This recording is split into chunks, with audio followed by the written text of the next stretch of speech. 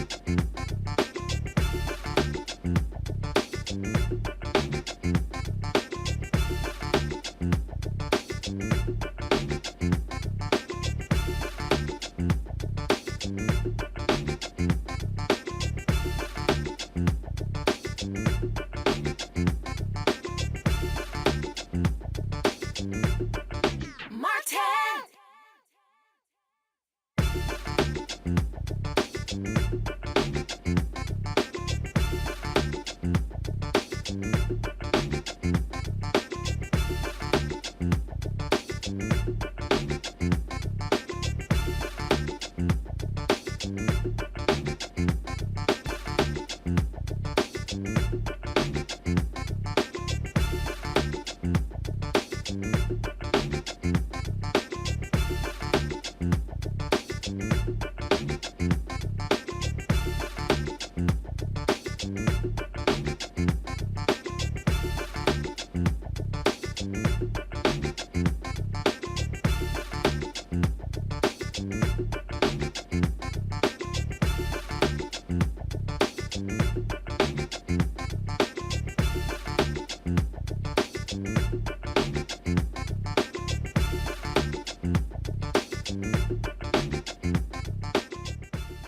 Today's Wednesday, November 8th, 2023. Coming up on Roland Martin Unfiltered, streaming live on the Black Star Network. Huge night for Democrats all across the country, from Ohio to Pennsylvania to Virginia. You name it, they defeated Republicans, and abortion was a huge topic. The question is, how does this help President Joe Biden going into 2024? Are Democrats realizing that if they run on the issues and drive their voters to the polls, they can actually win? We got extensive coverage on tonight's show, folks, breaking all of this down. It is time to bring the funk. I'm Roland Martin Unfiltered on the Black Star Network. Let's go. He's got it. Whatever the miss, he's on it. Whatever it is, he's got the scoop, the fact, the find. And when it breaks, he's right on time and it's rolling. Best believe he's knowing. Putting it down from sports to news to politics. With entertainment just for kicks, he's rolling. It's on Go, roll, y'all. It's Roland Martin, yeah. Rolling with Roland now. He's funky, he's fresh, he's real, the best, you know he's Roland Martin now.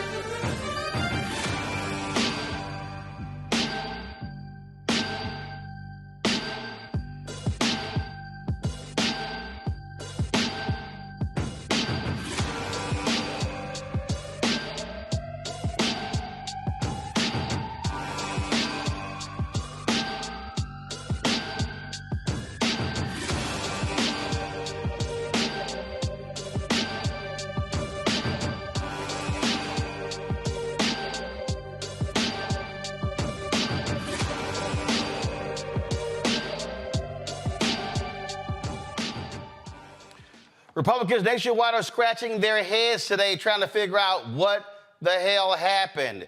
They thought they were going to do well all across the country. That is not the case. From Virginia to Pennsylvania to Kentucky to New York State and other places, Republicans had an awful night as Democrats racked up wins left and right. No bigger place than in Virginia, where Democrats not only held the state Senate, they now control the House as well. This means that Delegate Don Scott will become Virginia's first black Speaker of the House.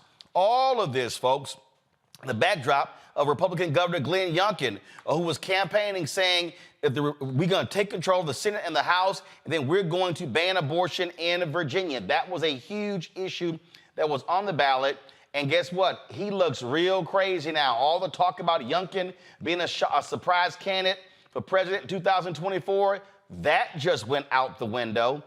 And so now the question is, how do they regroup? But also, when you look at the other results, the abortion rights being protected in the Ohio Constitution, passing legalized marijuana in Ohio as well.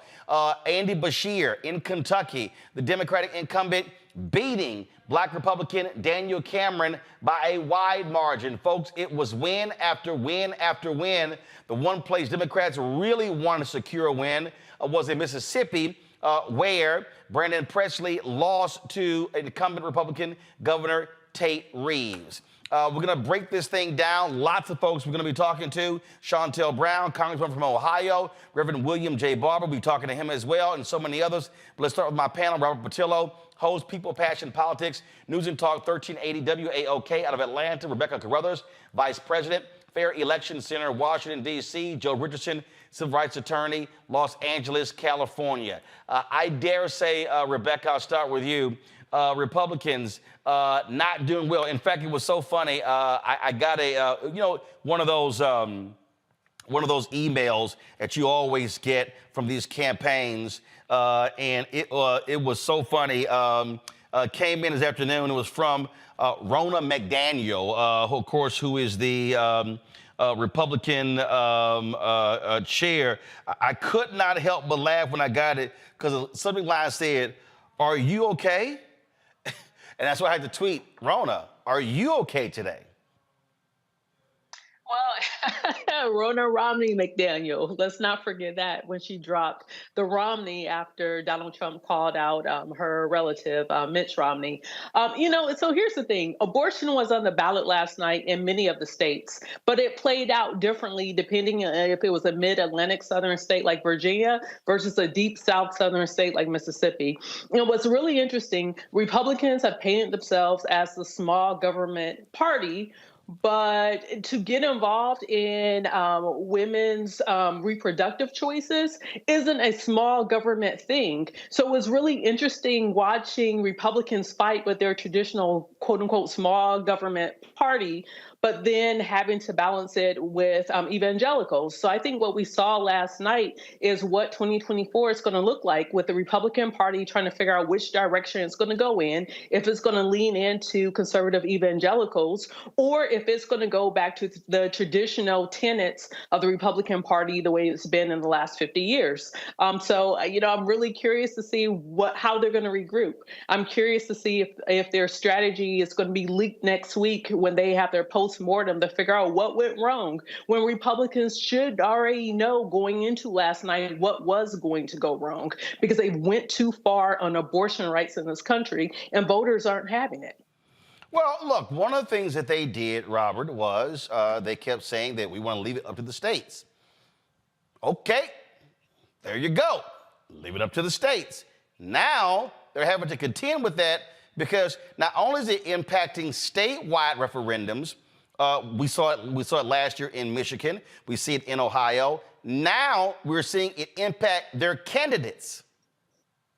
Earlier this week when the polls came out saying that Joe Biden was losing to Donald Trump, I told people not to worry about it for one reason, that Republicans are continuing to run on this MAGA agenda. And what we've seen over the course of the last decade at this point in time is that it's an unwinnable agenda. There's an agenda that Donald Trump won on in 2016, and then the Republicans lost in all the special elections in 2017. Then they lost the House in 2018. Then they lost all the other elections in 2019. Then they lost the White House in 2020. Then they lost all these special elections and referendums in 2021. Then they lost the red wave in 2022. And now they're losing again in 2023. We're seeing nationwide this MAGA agenda is a losing agenda. It has nothing but a trail of destruction behind it for the Republican Party. And they're going to have to determine with Donald Trump being up 50 points against the other Republican candidates. And they're basically debating tonight for no apparent reason because he's going to be the nominee. What is this going to do to their party going forward? Will they actually attempt to be an actual governing party or simply a party that kowtows to the needs and the whims of Donald Trump? They knew beforehand that the abortion issue was going to be a losing issue in Ohio. They knew this earlier this year when the voters decided that they were not going to approve the ballot initiative that would have made it more difficult for them to change the Constitution. They knew in Virginia that Glenn Youngkin was wrong on these issues and that the voters were not simply going to be motivated by crazy conservative parents raiding schools, talking about school choice, to switch the Senate and the House back to them. Glenn Youngkin won that seat as governor because the Democratic Party of Virginia decided to screw over Justin Fairfax and put in Terry McAuliffe, a throwback to the 90s. And that's why Glenn Youngkin has that seat right now. Not because there was a mandate from voters, not because he swept in with new ideas, but simply because Democrats shot themselves in the foot. And the Republicans are going to have to do some real soul searching to figure out what can they do to break away from this extreme MAGA agenda and come back to being an actual governing party. Because at the end of the day, about 30% of the country loves Donald Trump no matter what he does. The other 70% of the country votes against him every single election, and they want to win. They're going to have to find out how to come back to the center and really push forward policies that the majority of American people push forward. And I ask this question, what is their constituency right now? African Americans are not breaking for Republicans because they keep people like Tommy Tuberville and Marjorie Taylor Greene around. Women aren't breaking for Republicans because they're against their fundamental rights and their fundamental choices. Gay people clearly aren't going to be voting for Republicans. Young people aren't voting for Republicans because Vivek Ramaswamy wants to raise the age to vote to 25 years old. Old people aren't voting for Republicans because they keep making fun of Joe Biden for being old. Where exactly do they plan on getting their votes from? And they're going to have to figure that out pretty soon. I got a big kick out of this last night, Joe. This was Sean Hannity just foaming at the mouth, just befuddled by what happened. Watch this. Trying to scare women into thinking Republicans don't want abortion legal under any circumstances. And I go, but Democrats are trying to scare women into thinking Republicans don't want abortion legal under any circumstances. And okay. Here's the problem, Joe. They don't. They literally are talking about a national ban. They've been saying that. Mike Pence was saying that. Today, Ohio Senator J.D. Vance is saying the exact same thing. Democrats aren't scaring women into this. They're stating facts.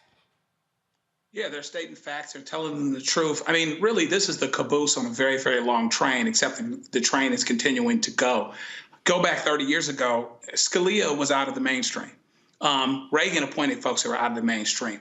Bush appointed folks who were out of the mainstream. Clarence Thomas was out of the mainstream. Clarence Thomas still is out of the mainstream. And so now Antonin Scalia dies, and then you've got Gorsuch, you've got Amy Coney Barrett. The only reason they were appointed by Trump was to get rid of abortion. This has been their goal the entire time, and to be able to do that once they've done it, now they don't want to own it. You hear all of their people talking about, this is something that doesn't affect a whole lot of people. They literally want to change the subject. So it's hard when you have to run around issues as opposed to running on issues. And so many times, to Robert's point, so many times when they won elections, Youngin, in Virginia and other places, it was because of who the Democrats put up, things that the Democrats didn't do and boxes they didn't check, and not coming out and showing up to vote. And so once they overturned Roe with people that were unelected, they thought they were going for the gusto, and they've been suffering consequences ever since. So hopefully the Democrats have a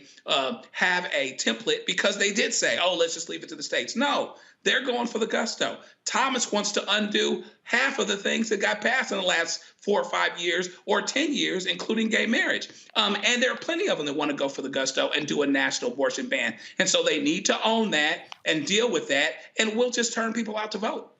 I found this to be interesting. We're going to break this thing down. We'll go to the break. We're going to come back, talk about this here, and we'll look at some exit polling data. I'll explain that when we come back.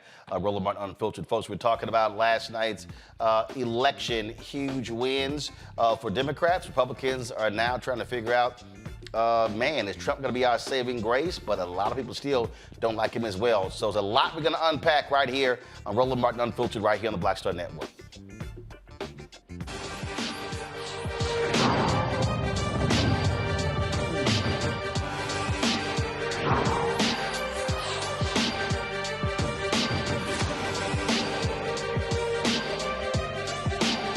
Hatred on the streets, a horrific scene, a white nationalist rally that descended into deadly violence. White people are losing their damn minds. As an angry pro-Trump mob storms the U.S. Capitol, we've seen We're about to see the rise of what I call white minority resistance.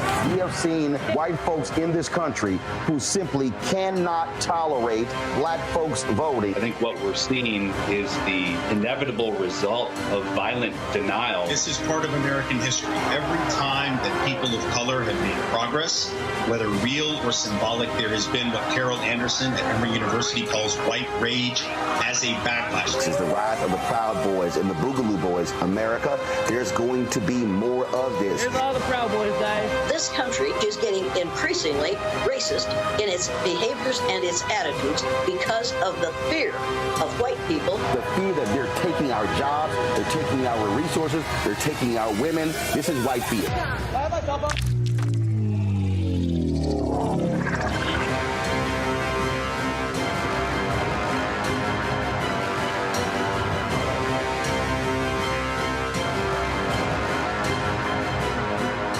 On the next Get Wealthy with me, Deborah Owens, America's Wealth Coach, Inflation is on the rise. Interest rates are high. Can you still thrive during these uncertain times? On the next Get Wealthy, you're gonna meet a woman who's done just that, living proof of what you need to do to flourish during these uncertain times. These are times where you take advantage of what's going on. This is how people get rich or richer. That's right here on Get Wealthy, only on Black Star Network.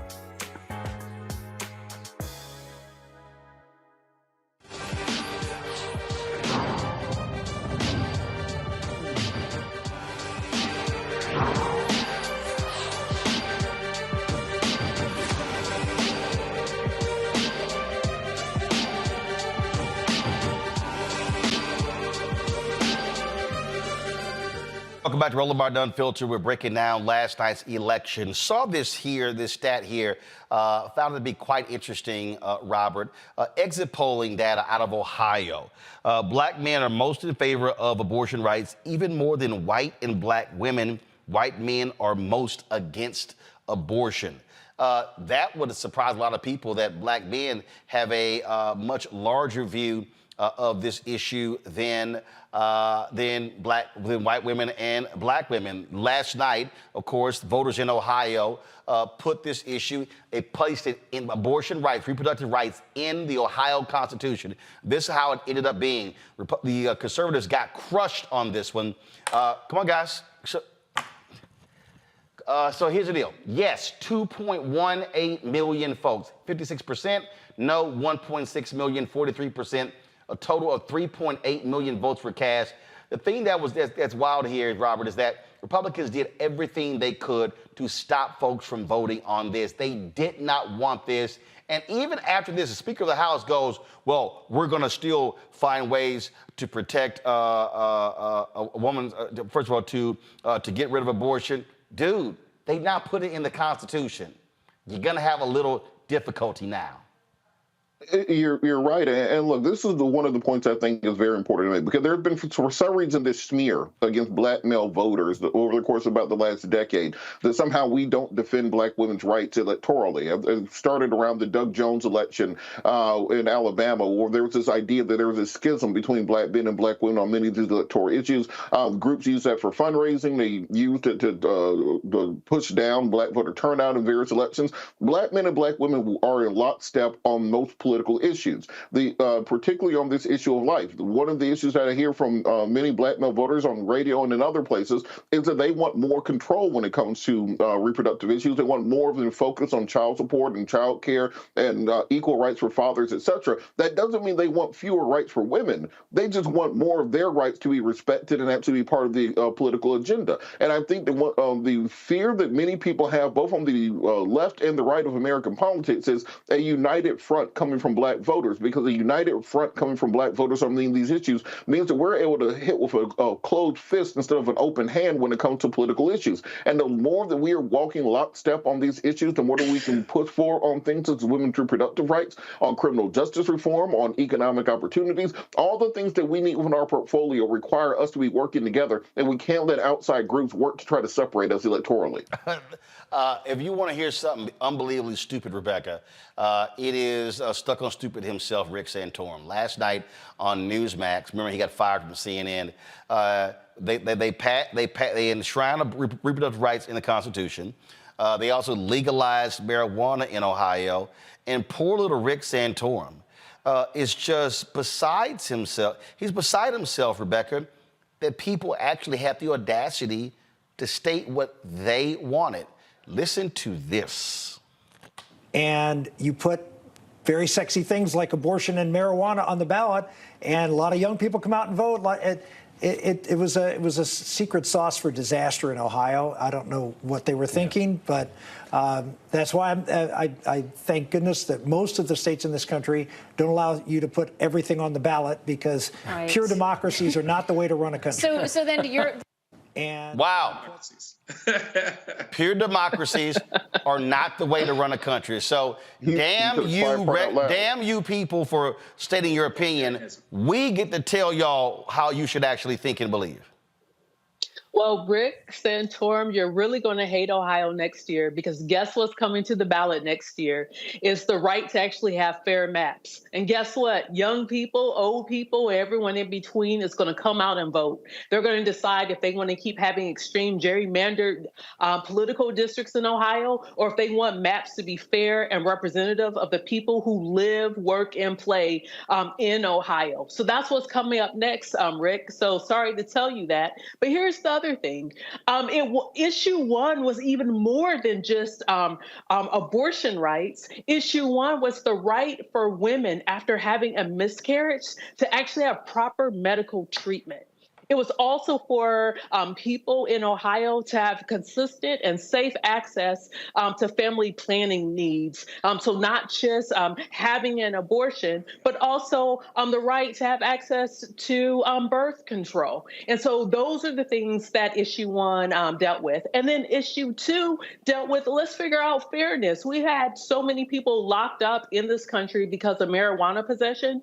And guess what? This country is now saying, hey, it doesn't make sense for marijuana to be criminalized. We need the federal government to act on it. But guess what? State by state, states get to decide if they want marijuana to be used for medicinal use as well as recreational use. So Rick Santorum, guess what?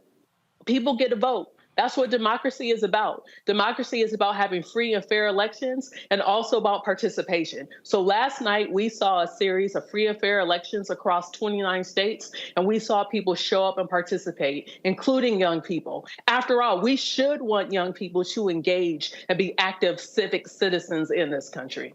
Damn those young people. Joining us right now, Prentice Haney, co-executive director, Ohio Organizing Collaborative. That was very much involved in this effort.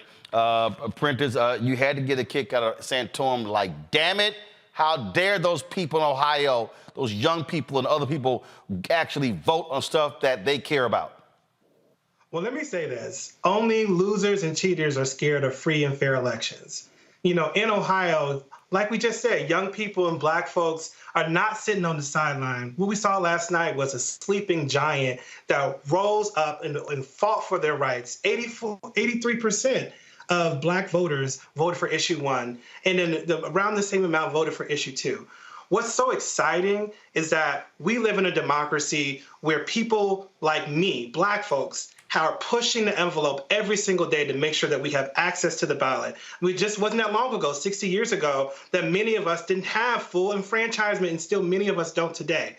But in our organization, we have formerly incarcerated persons, child care workers, we have parents, teachers, people of faith, students, all Black folks who are coming together, and they made sure that issue one passed and issue two passed, because guess what? The people of Ohio is not the same as the electorate of Ohio. The electorate is something that people like to cheat and lose and steal because they don't like democracy. But guess what? Organizations like the OOC and Black folks go out and build an electorate where young people get to exercise their right to vote, where they get to go out and make sure that they actually practice democracy together. And when you build an electorate, you can win. Listen, we're not scared of having an expanded electorate, because when you have an expanded electorate, people get to raise their voice, and that's what makes our democracy way more safe and deliver real things for our community. Folks, pull up the vote totals for the Ohio referendum. That obviously was a huge deal. Again, that was, so actually when I said it earlier, that was the, I thought that was the abortion vote. This was the marijuana making it legal. Again, 2.1 million, 1.6 no, almost 57%. That's what we call an overwhelmingly mandate, Prentice. Exactly, an overwhelming mandate. This is what I'm saying. Listen, we know that legalizing marijuana, you know, legalizing your own reproductive health, these sort of issues are very popular issues among Black voters and amongst all Ohioans. It's just so exciting that back in August, Black folks and young folks and all Ohioans defended our right to our democracy, direct democracy. You know, I can't believe someone said there's a pure democracy. Listen, democracy has never been pure because it's never been something that could work for all of us. We are the ones making our democracy work for all of us. And last night, what we saw is that people who fought to make sure that the ballot was open, that there was access, got over all the barriers of strict voter laws, unfair maps, purge voters, they made sure their voices were heard, and they can see that when you go out and you vote on issues that matter to you, you don't have to wait for politicians to deliver what you need. You can get access to abortions. You can get legalization of marijuana for yourself. That's what black voters showed that they'll do in Ohio, and they're going to do it again in 24. So, all right, so now legalize. So what does it actually mean? What that actually means is that for about a decade, many black voters in Ohio have been disenfranchised and disinvested in. When you don't focus on an electorate for over a decade, then they don't show up. But what we saw this year is that there was real investment from our organization, from campaigns talking to black voters about why these issues matter to them. If we look at the leadership of the abortion ballot, we look at the leadership of the democracy ballot, we see black faces, we see Legacy Civil Rights, NAACP, Ohio Unity Coalition, APRI. We see groups that look like us at the center of them. It's not by chance that on election night, we now see victories that have overwhelming majorities with black folks supporting it. You cannot win something if you don't have us in leadership and you don't have programs that's catered to us. We've run programs, and we talked about this last year. This is not new. We've run programs for young black voters, for cynical black voters, for voters of faith. You have to make sure that you cater a program to each of the different types of values and ideologies of black voters, and then you could create a path for us to go out and win. And so I think, based on last night, we just saw the beginning of that wave in Ohio. And next year, we're going to see even more of that as more black voters come out and actually raise their voices and show that their political power does matter and make a difference in the state. All right, then. Prentice, we certainly appreciate it. Thanks a bunch. This, again, it's sort of driving the GOP mad, and which is interesting because former Republican Speaker of the House, John Boehner, is now, at least we know it's really because of money, he's now on the side of cannabis, correct? I can't hear you. I'm sorry. You couldn't hear me there? Can you hear me? I'm sorry, I can't hear what you're saying, but Prentice, can you hear me now? Can you? All right, so not sure why you can't hear me. We appreciate it. Thanks a lot. So Joe, here's what I think is interesting. Again, John Boehner is now working on the side of cannabis. Yeah, Boehner got pragmatic too. It's interesting. Well, once the party threw him away, chased him out of being in the speakership, he supported Biden 3 years ago. There were some changes afoot even for his life. And then there's probably some kind of incentive, related to that. But at the end of the day, the worst thing that the Republicans can do is to create these issues that, this whole abortion thing was created by the overreach of the Supreme Court. It was created by that. And really, for as good, however I might feel about, the Democratic candidates and, over the years on the national elections, Biden wasn't the greatest candidate. Biden didn't win a primary until the third time he ran, once Jim Clyburn and people my age decided that Bernie Sanders wasn't going to be the guy. See, that's when it changed. And so when you have the wrong candidates on the other side, when there's overreach on the other side, they create an open door. That's what they've done, and they continue to do that. And so even the John Boehners of the world that are pretty conservative get pragmatic, maybe because they see the benefit to that, the benefit that can come to the state. I don't know if he has any personal deals related to any of that or whatever that might be. Hopefully it would be legal, of course. But it makes folks pragmatic because at the end of the day, it makes common sense to not have the law focused on undoing a bunch of folks that are getting long prison terms related to marijuana, something that makes you want to sleep and make you hungry, but not necessarily is going to lead to a whole lot of other things. We have to make a decision on limited resources, what we're going to actually do. And so these are issues that are unifying issues, particularly for young people. And young people, when they come out and vote, they vote overwhelmingly Democratic. I just think it's just really interesting when you look at across the board. There was this prevailing viewpoint that, oh my God, if you look at the poll numbers and this is going to be awful for Biden, things along those lines. One, Democrats are so good at whining, complaining, teeth gnashing, as opposed to focusing, first of all, locking down your people and going to work. We're going to break down what happened in Virginia next. And again, that's what that was about. They took control of the House because they didn't just, oh, we'll see what happens. No, they went out, raised the money, recruited candidates, ran the candidates there. And so we'll discuss that next right here on Roland Martin Unfiltered on the Black Star Network as we examine last night elections all across the country. Back in a moment.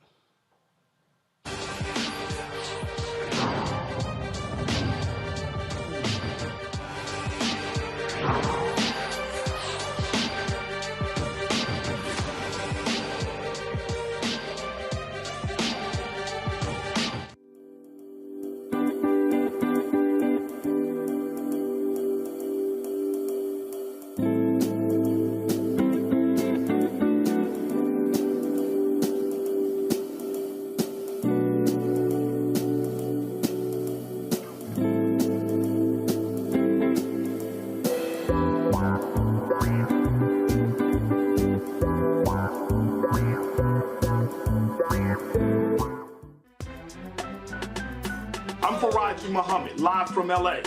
And this is The Culture. The Culture is a two-way conversation. You and me. We talk about the stories, politics, the good, the bad, and the downright ugly. So join our community every day at 3 p.m. Eastern and let your voice be heard. Hey, we're all in this together. So let's talk about it and see what kind of trouble we can get into. It's The Culture, weekdays at 3, only on the Black Star Network.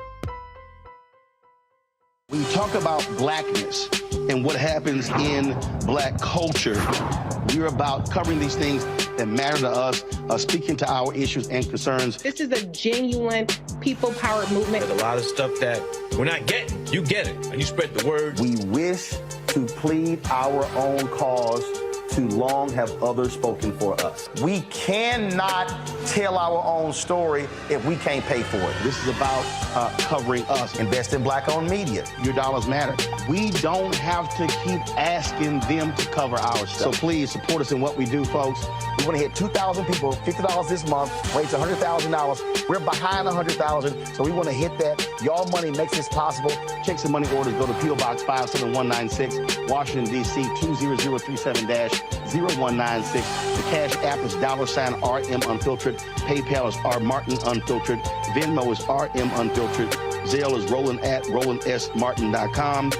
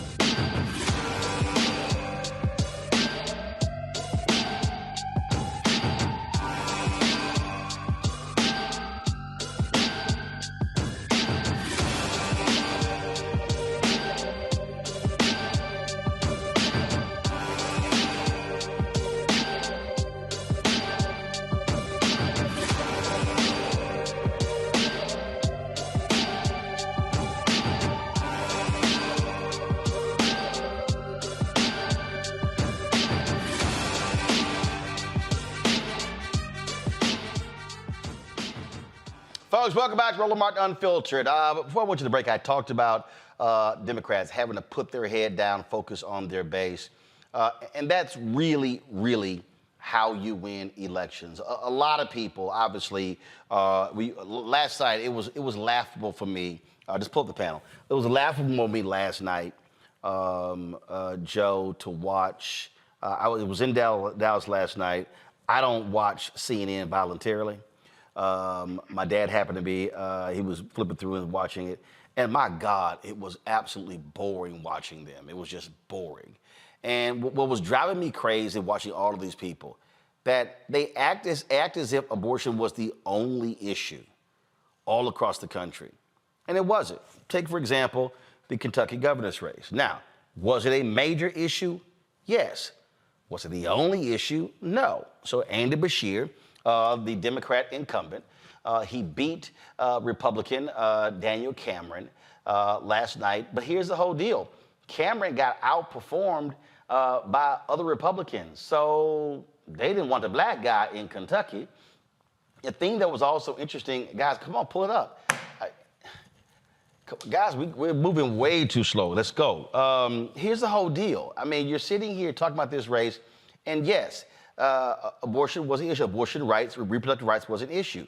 But this is Beshear who also provided voting opportunities for formerly incarcerated. Health care was on the ballot.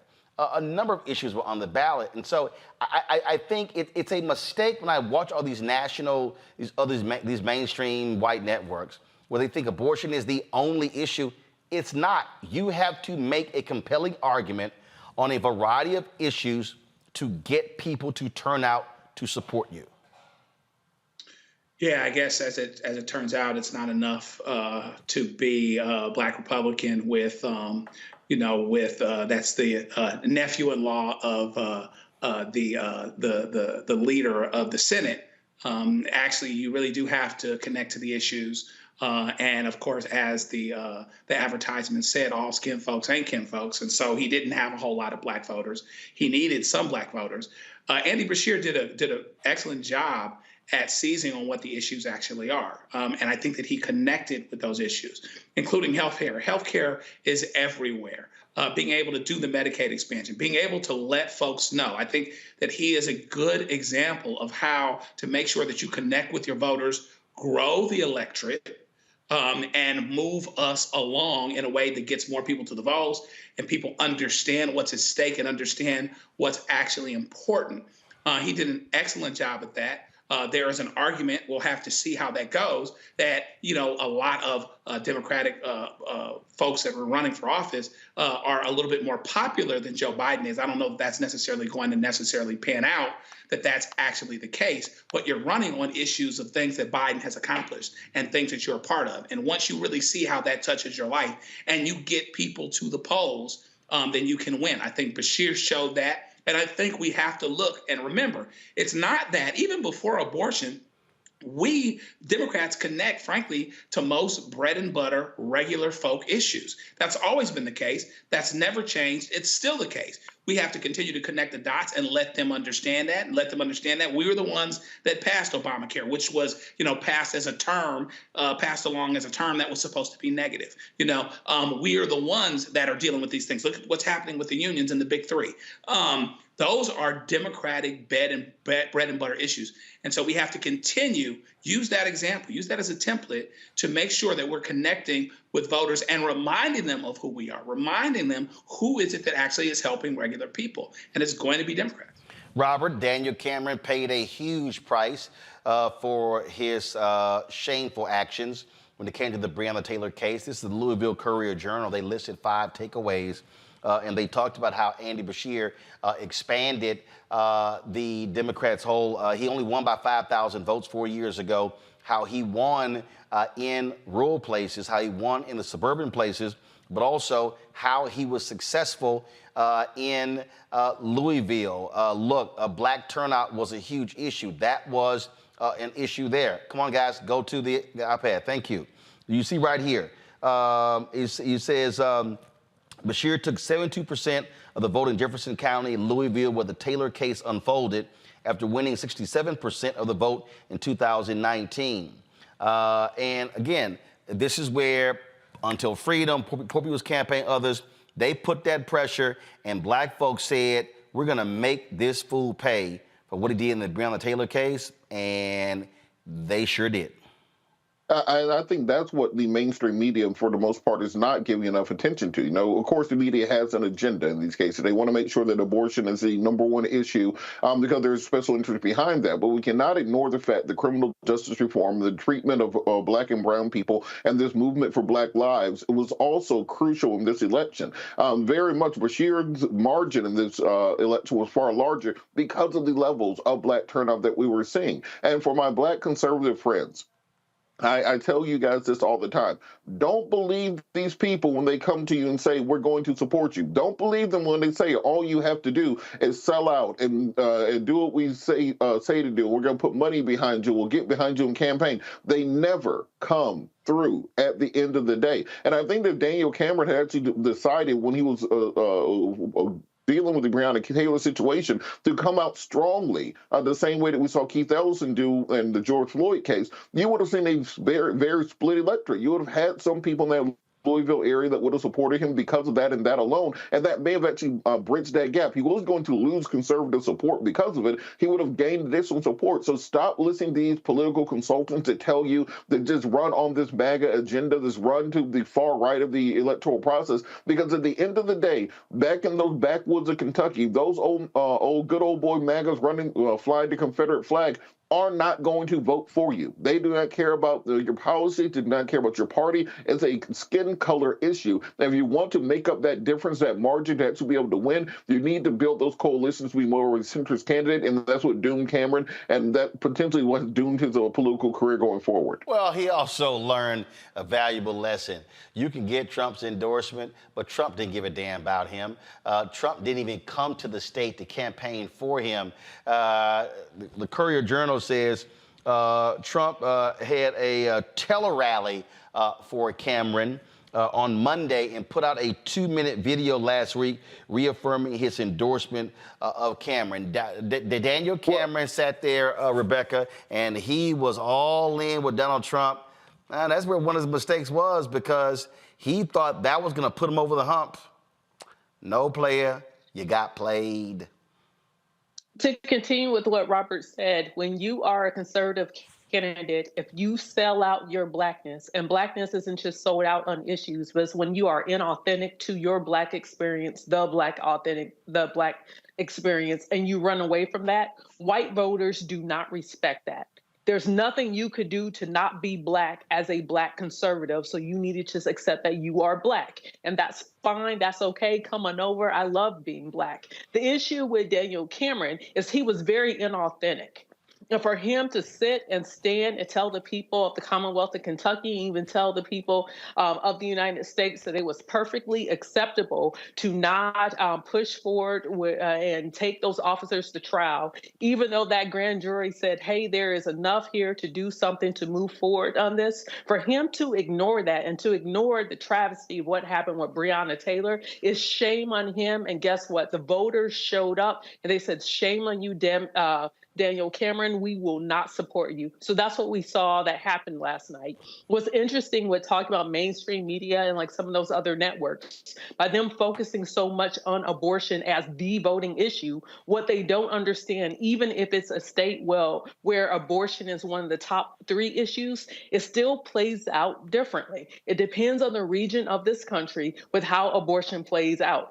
When we talk about Mississippi later, comparing it to Virginia with how abortion showed up, one thing that we have to look at is the economic impact, and those who are economically impacted by not having abortion, but without who have an economic impact when it deals with abortion access. But in Kentucky, that isn't what the number 1 voting issue was for folks. And last night, we see that one of the top voting issues is criminal justice reform, is figuring out what do we do with law enforcement that's acting rogue. And what we're seeing is black voters are saying, hey, pay attention, because we will show up and we will vote on this issue. So shout out to Tamika Mallory, Until Freedom, and some of the other groups that decided to stay on the ground to organize the last 3.5 years and make this a top voting issue for black communities in Kentucky. You know, the thing here, Joe, that people have to understand, we start talking about different states. Rebecca makes a great point. You have to understand the makeup of the state. So, for instance, Kentucky does not have a significant black population. It is a red state. All the other Republicans running statewide in Kentucky won by double digits. Voters there, they like Bashir. And so what you have to do is understand and study how does that happen? What is it about him? What was he saying that they actually light and they voted for, but they rejected all the other Democrats. You look at in Mississippi, same way, 2.5 million people. You have 38% of the population African American, yet 15% of the black folks in Mississippi cannot vote because of their laws when it comes to having a felony conviction.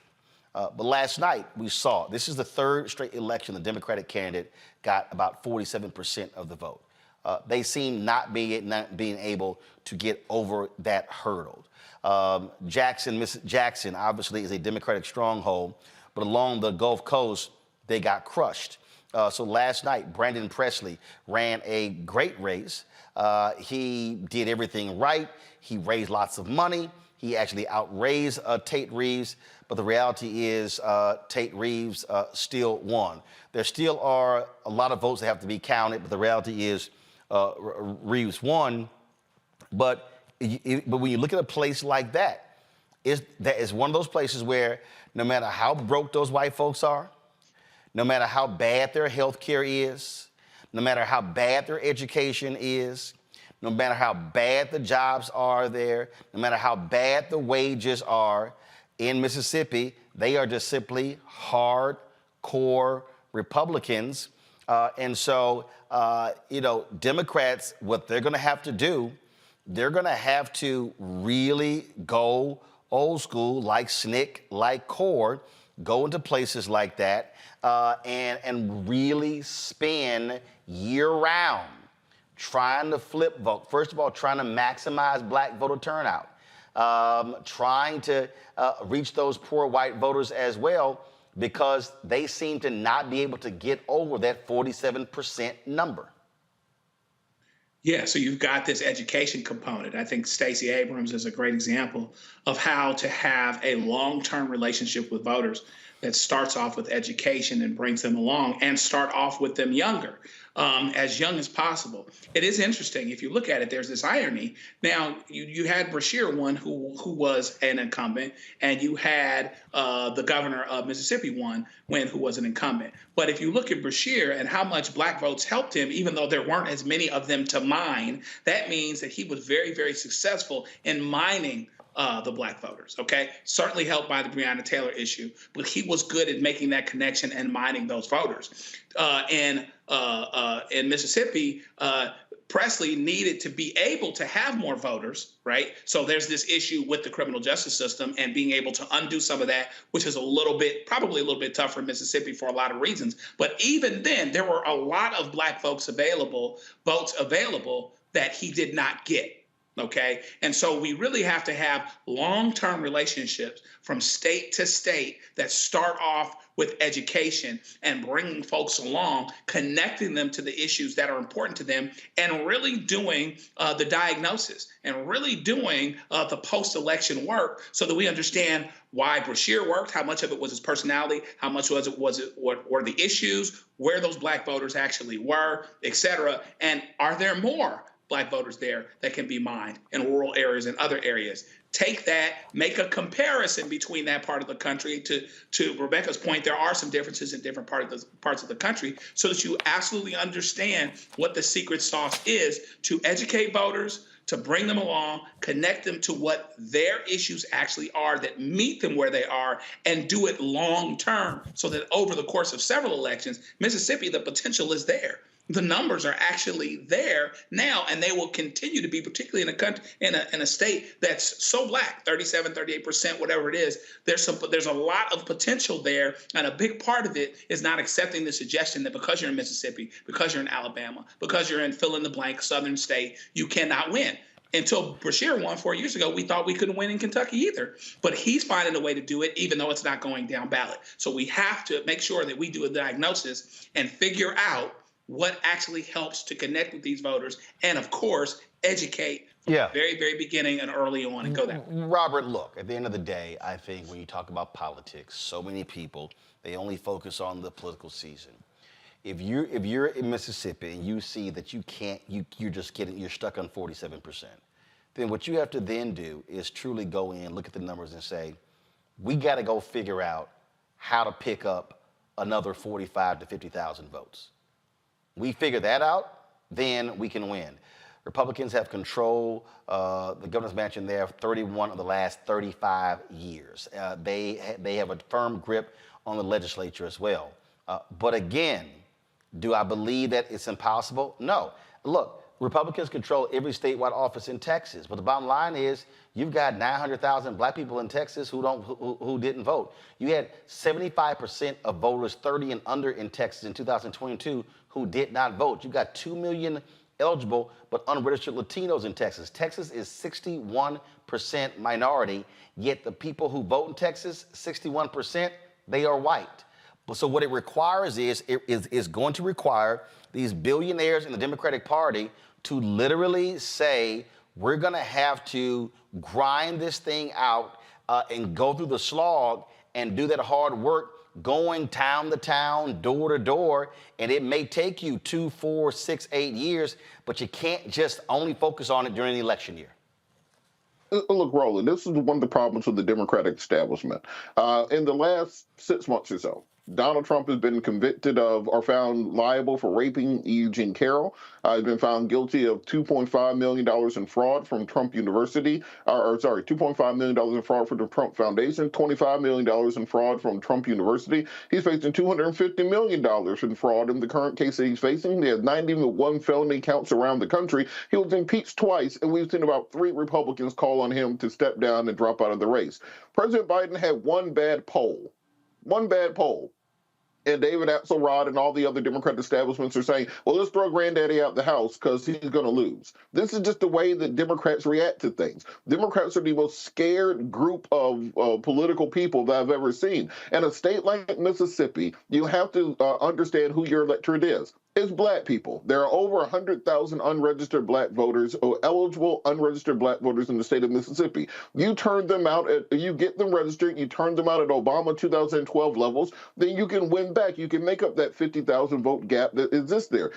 And when you think about the rhetoric that we have in this country around politics, we have Democrats who want 95% of the black vote, but they are afraid to talk about black issues in any kind of candid way. A decade ago, you could not talk about being pro-abortion in America. You'd have to use all kinds of euphemisms, women's rights, women's reproductive health, pro-choice, all these other things. And in 2023, you can just say, I am pro-abortion, and that is fine in American politics. We have to bridge that Rubicon and be able to do the exact same thing for black issues if you want to turn out black folks in those numbers. If you want to get black folks out, you have to run on a strong black agenda that gets those 100,000 people who are not registered. And then after they're registered, you have to get them to the polls. You need to be talking about strong criminal justice reform. You have to talk about pardoning the victims of mass incarceration. You have to talk about direct economic benefits for black folks. You have to talk about reparations on the state level in a state like Mississippi. That's what gets people turned out. All right, hold tight 1 second. We come back. We're going to talk to Congresswoman Shontel Brown about what happened in Ohio. And even though they lost big, boy, Republicans are still saying, well, that really wasn't the intent of what happened last night. Dog, y'all lost. They do not like taking L's. You're watching Roland Martin Unfiltered right here on the Black Star Network.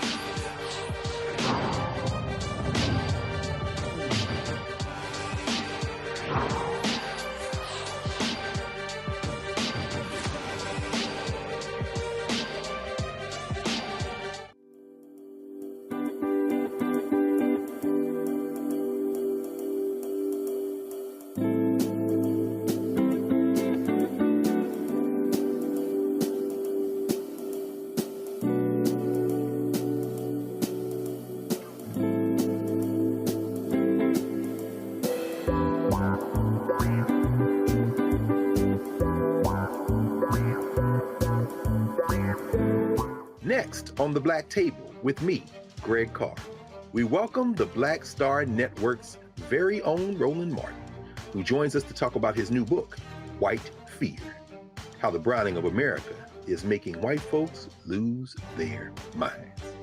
The book explains so much about what we're going through in this country right now, and how, as white people head toward becoming a racial minority, it's going to get, well, let's just say, even more interesting. We are going to see more violence. We're going to see more vitriol, because as each day passes, it's it is a nail in that coffin. The one and only Roland Martin on the next Black Table, right here on the Black Star Network. Hi, I'm Dr. Jackie Hood Martin, and I have a question for you. Ever feel as if your life is teetering and the weight and pressure of the world is consistently on your shoulders? Well, let me tell you, living a balanced life isn't easy. Join me each Tuesday on Black Star Network for a Balanced Life with Dr. Jackie. We'll laugh together, cry together, pull ourselves together, and cheer each other on. So join me for new shows each Tuesday on Black Star Network, A Balanced Life with Dr. Jackie.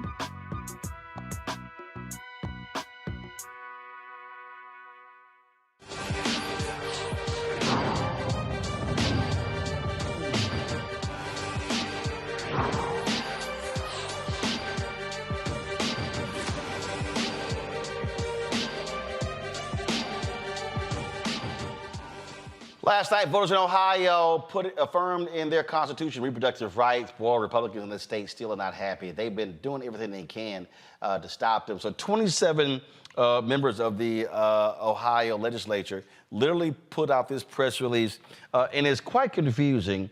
They said, unlike the language of this proposal, we want to be very clear. The vague, intentionally deceptive language of issue 1 does not clarify the issues of life, parental consent, informed consent, or viability, including partial birth abortion, but rather introduces more confusion. This initiative failed to mention a single specific law. We will do everything in our power to prevent our laws from being removed based upon perception of intent.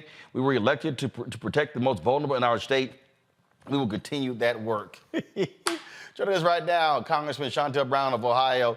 Congresswoman, I gotta say, they can't take an L.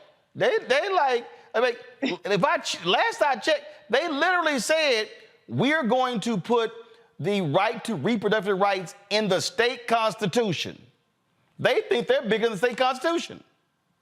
They do. And thank you for having me, first of all, Roland. And Ohio had an incredible night. It was a big win for Ohioans, a big win for women, a big win for families. What it actually did do, in case there's some confusion around what the Republicans were trying to conjure up, is it restored the law of the land as it was when Roe versus Wade was the law of the land. It eliminated the extreme abortion ban that had no exceptions for rape or incest. And it also made it possible for doctors to provide emergency care for miscarriages without fear of the government interfering or being criminalized. And last but not least, that didn't get a lot of attention, was it maintained access to birth control pills, contraceptives. So that's what issue 1 was about. Now, the bottom line is, it keeps politicians and elected officials and the government out of the doctor's office and allows people to make their own personal medical health care decisions. That was it. Well, one of the reasons why they are so obstinate is because of political gerrymandering. And they have been fighting that. Voters in the state made clear when it came to drawing the lines, they were kind of like, yeah, we don't care what y'all think. So guess what? That's now going to be on the ballot next year. That's right. That's right. So Ohioans it's been a very gerrymandered state. As we can see from the results from last night's election, in the words of our former party chairman of the state, Ohio is more rigged than it is red. And that was demonstrative in the numbers as it relates to issue 1 and issue 2. There was a broad coalition of support when it comes to the freedoms that people are that are coming up on the ballot. People want the rights to make their own choices. And clearly right now, the Republicans are not about giving people their rights. They're about taking rights away, whether it is your right to maintain autonomy over your own body, the right to read certain books, the right to vote. They are all about stripping away rights, and they are really doing a relentless job of trying to turn back the hands of time. So what you now are faced with, again, and this is what I keep trying to explain to people, is that we have to stop looking at elections as sort of a one-off. That you have to say, okay, you chipped away at this, now you got to come back next year and realize there's going to be another election. And so I keep saying to black folks, others, we cannot check out of the process. It has to be this relentless pursuit of democracy by saying, we're going to keep coming back, and if y'all are standing in the way, we're going to do all we can to vote you out. That is exactly right. I think I would be remiss if I did not remind folks how we actually got to this place in Ohio. In 2016, we had one of the most qualified candidates running for president against one of the least qualified who ever applied for the office. And what happened was people got complacent. They thought, okay, she's got it in the bag. I'm going to stay home. I'm going to sit this election out. Some Democrats even bragged about voting for third-party candidates in protest. We do not have the ability to afford that, because what happened was we got President Trump, and what happened was he appointed not one, not two, but 3 Supreme Court justices to the bench who turned back the clock on what was almost 50 years of precedent as it related to Roe versus Wade, and he took extreme pride in that. So yes, we do not have the luxury of saying, okay, we won, we can sit down. We cannot afford it, especially right now, because just like when Roe versus Wade, the Dobbs decision came down, they were relentless about that. They continued to pursue and try to overturn Roe versus Wade for decades, and they were successful. And so that's how we got to where we were yesterday in Ohio, with having to restore those rights and enshrine them in our Constitution, because too many people sat out the election in 2016. It is a real live example of the expression when we say elections have consequences. We didn't feel that in 2017, 18, 19, 20, or even 21. But in 2022, the Dobbs decision came down because Trump had the ability to appoint, again, 3 MAGA extremists to the Supreme Court who made a decision to strip away women's rights to make their own health care decisions. So could not be more proud, grateful, and thankful for the volunteers and the voters who showed up and showed out yesterday to lead us to victory on issue 1. Last question for you. Other day, I saw former Congressman Tim Ryan say that President Joe Biden needs to drop out of the presidential race. This is the same Tim Ryan, frankly, who did not campaign for black votes in Cleveland and Cincinnati when he ran for the United States Senate. And he can't say that I'm lying, because I text him personally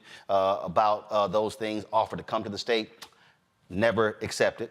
And so what do you say to him and others who keep with this drumbeat, oh, Biden needs to drop out, when clearly he is not, he's running? Listen, Tim Ryan, who is also a friend, a former colleague, knows that that's not how this thing works. But furthermore, let me say this. Your previous candidate said it very well. We had a bad poll, and there's only 2 ways to run in politics, and that's unopposed or scared. And yes, those numbers were actually frightening. But what we know about polls is polls don't vote. You might remember a certain candidate in 2021 was down by 35 points in a polling. So who was that? Not don't be talking in the third person. Like, oh, a certain candidate. Now people at home going, who's she talking about? Yeah, when you ran against Nina Turner, early polls had Turner far ahead of you in the polls. But then when it was time for the poll of all polls, you won. Yes. So the elections is the poll of all polls, and they actually deliver results. And polls have never been favorable for Joe Biden. As my sweetheart, Antoine Seawright likes to say, when they count Joe Biden out, he shows them that they don't know how to count. So listen, it is too early to predict the weather for next year. A poll is simply a snapshot in time. And so we have time to galvanize, mobilize, and educate our voters. And that's what we intend to do. And that's what we've been doing. And we're going to keep doing it. And I should say this also. Thank you for the privilege of this, allowing me to be on this platform, because it's awfully hard to get oxygen in this space to really detail the accomplishments of the Biden-Harris administration, as well as when the Democrats had the majority. We had one of the most productive Congresses, recreating jobs, delivering high-speed broadband internet at affordable prices, capping the price of insulin, the largest investment in our climate crisis. I could go on and on. The Veterans PACT Act that expanded benefits for veterans that were exposed to toxins and burn pits. I mean, we have done a lot, but I don't think people equate some of these successes to the Biden-Harris administration. We were on the campaign trail last year in South Carolina, and the lady was just talking about how her husband had gone from getting like 10 to 15% of his veterans benefit to 100%. Well, that was not a miraculous act of God. That was because we passed the Veterans PACT Act. So we have been doing a number of things that people just don't realize are a result of the Democratic majority that we be held in the 117th Congress and the good work of President Biden-Harris. I mean, the largest investment towards our HBCUs, making history with putting the first Black woman in the vice presidential office, appointing more Black female judges to the federal courts than all presidents combined. All presidents combined. So we have been doing the work. We just got to get the message out, and we got to connect the dots. So I would just encourage people to really stop and think about the choices that are going to be before them. You have a man that has been twice impeached, has over 91 indictments, who had a full-fledged Muslim ban on place when he came into office. And also, I think I recall him as suggesting we inject bleach during COVID to try to cure that. This man is not worthy of being back in the president's office. And I haven't even got to his efforts to have an insurrection and not have the peaceful transfer of power that we have become accustomed to in this country. Well, I've said this since this show launched 5 years ago. We've had a standing invitation for all CBC members. If they want to come on, talk about things they're working on, they can come on. All they got to do is let us know. We reach out to folks all the time. And so that goes for you. That goes for all of them because dating back to my TV One show, I understood that, look, these other networks are not calling Black Caucus members on a regular basis, even though they are the largest caucus on the Democratic side in the House. And so feel free. You want to come on and talk about something, let us know. That's what happens when you own it. You ain't got to ask nobody. Thank you. Well, thank you for the privilege. Thank you for having me, and keep doing what you're doing, Mr. Martin. Your voice is so critical, so very important, and so valued. So thank you, and I will certainly accept that invitation. It's been a pleasure to be on, and I again thank you for the opportunity. Now I'm rolling, Mr. Martin, my daddy. I'm rolling. All right, All right, appreciate it. Thanks a lot. The events too. I appreciate it. Thanks a lot. All right, so what you heard there, for our panel that Congresswoman Brown laid out, is the point. You have to, and this is what we talk about. You have to detail what you have actually done, and we've laid that out. The Biden-Harris team, they've now got a year to do that. The polls are giving you an indication. People are sort of leery where they stand. Now is when, Rebecca, now is when you get to work. Now you see where you are weak. You see where your tough spots are. And now you begin to attack it. I have been saying on this show, for me, one of the weaknesses in the Biden-Harris administration, I rarely see any Black men being out here talking about the various issues. Got to get them out there. You've got to also, if you're driving the economy, I need to be seeing the Commerce Secretary. I need to be seeing the Treasury Secretary. I need to be seeing the brother who was the Assistant Treasury Secretary, the highest ranking African-American ever, Wally Adeyemo. I need to be seeing those folks. And again, I love talking to former Congresswoman Marsha Fudge, now Secretary of HUD. Love having her on, but that housing, that's one thing. They need to be sitting here laying out, we did this, and in specifics, because a lot of folk just don't know when checks have shown up, child care benefits, things along those lines. You have to put the work in on the issues. Yes. Rebecca. Go ahead. Yes, and I want the Biden administration to also understand that last night is not a predictor of what's going to happen in 2024. Don't just think that abortion and those types of issues is what the Biden administration should spend the next 12 months talking about going into next November. But like you said, speaking specifically on the issues. And when you have Black men out and talking about the accomplishments of this administration, I very much respect Congressman Clyburn.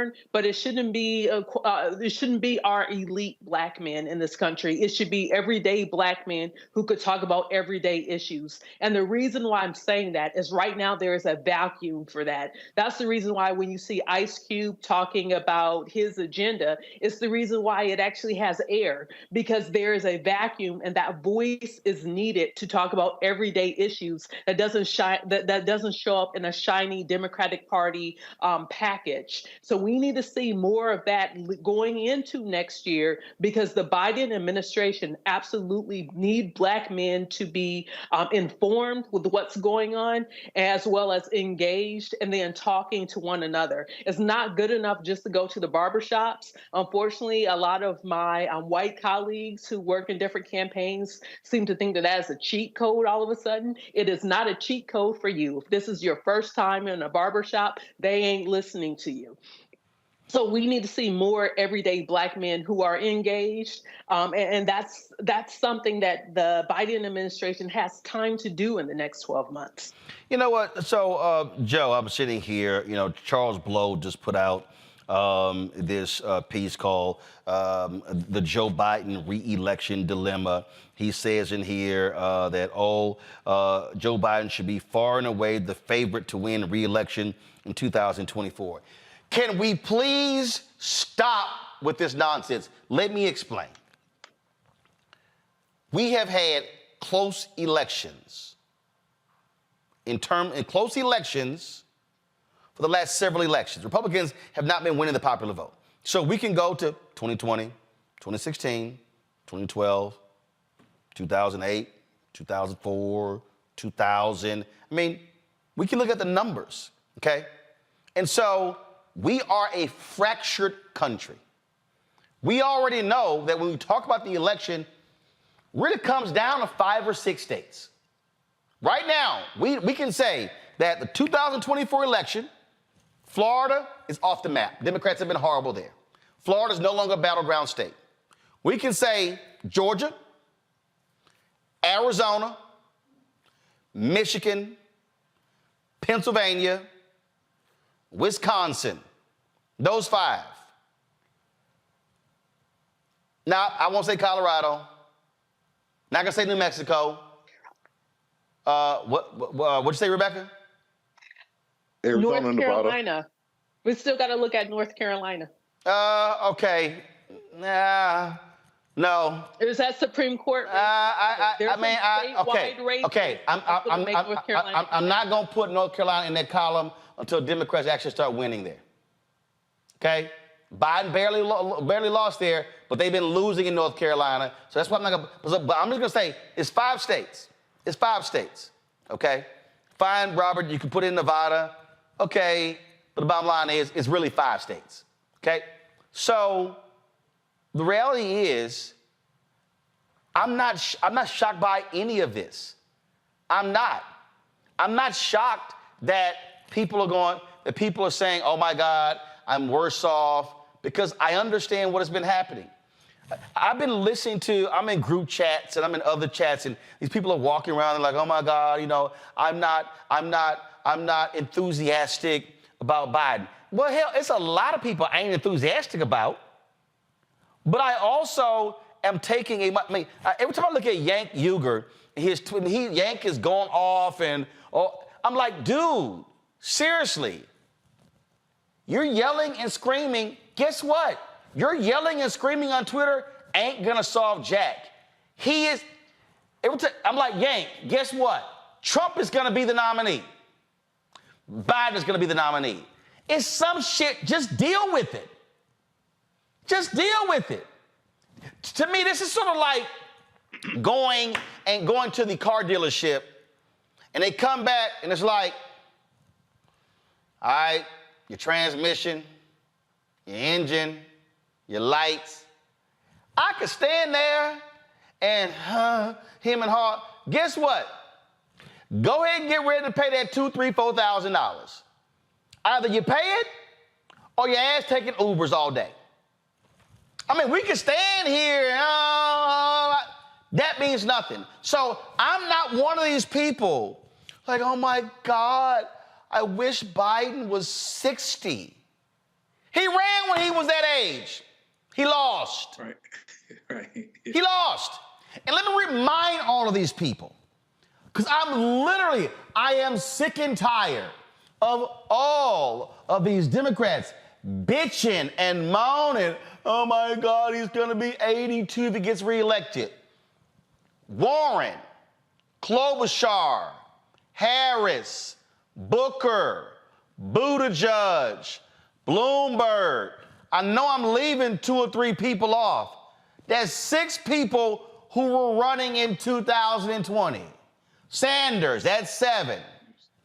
Nobody liked any of them. Right. If people liked them, they would have kept running. Harris didn't even make the primaries. They all began to drop out. So, and I'm serious, all you Sanders people, he fucking lost. He lost. I thought Gary Hart was an unbelievable candidate. Gary Hart was having an affair. Sorry.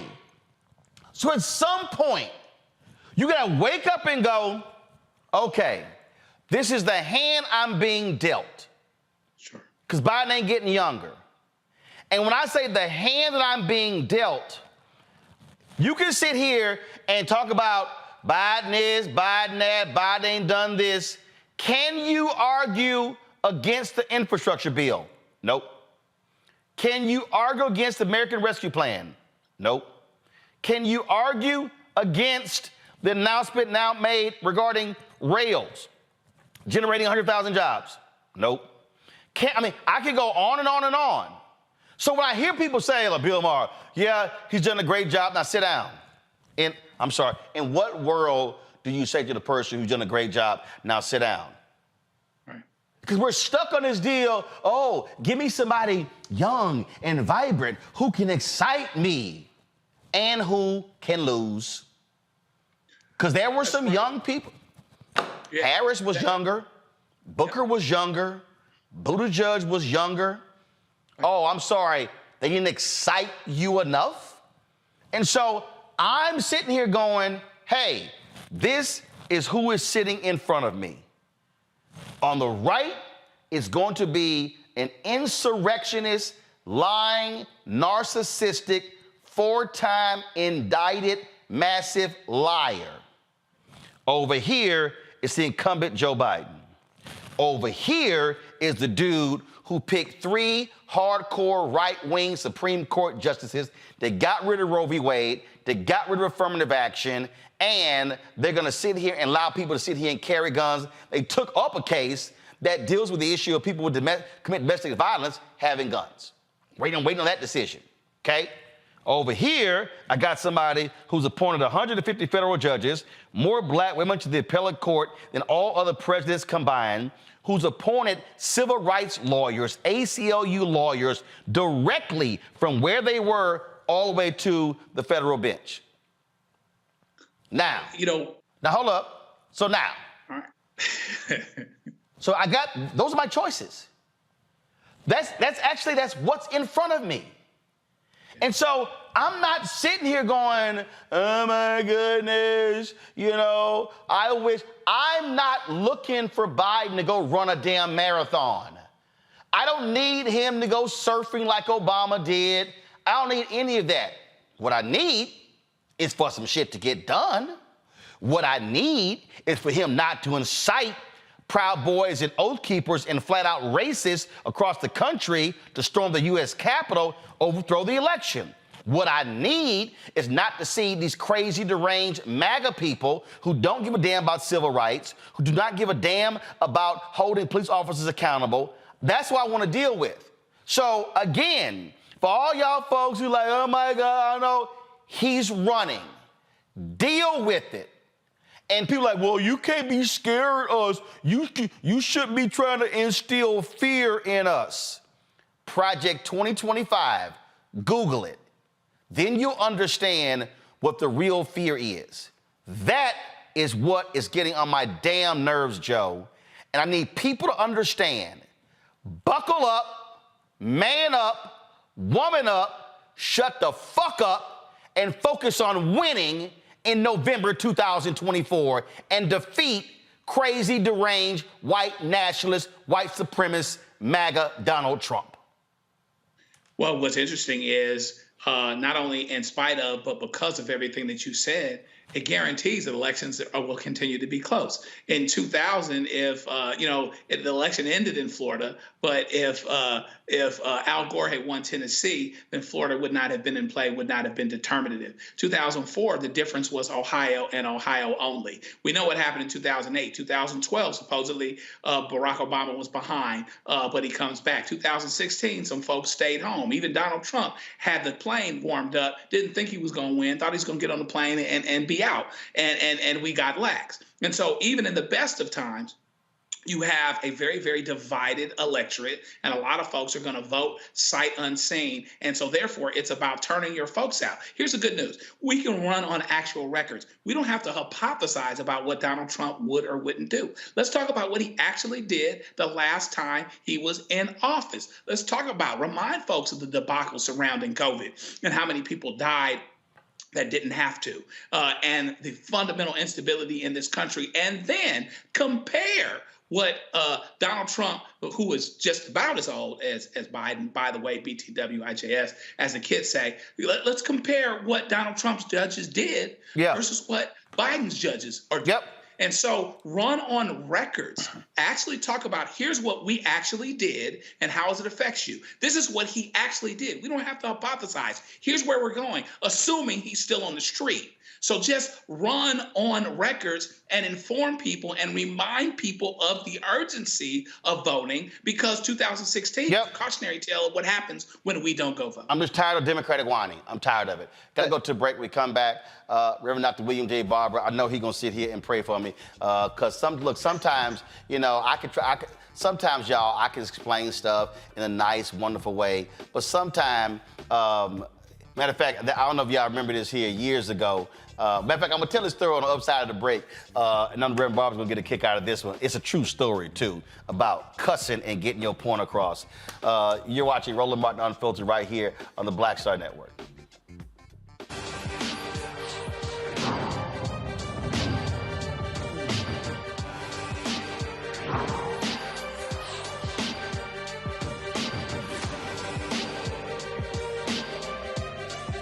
I'm Dee Barnes, and next on The Frequency, we have griot, performance artist and author, writer, singer, and composer, Queen Mother Nana Camille Yarborough.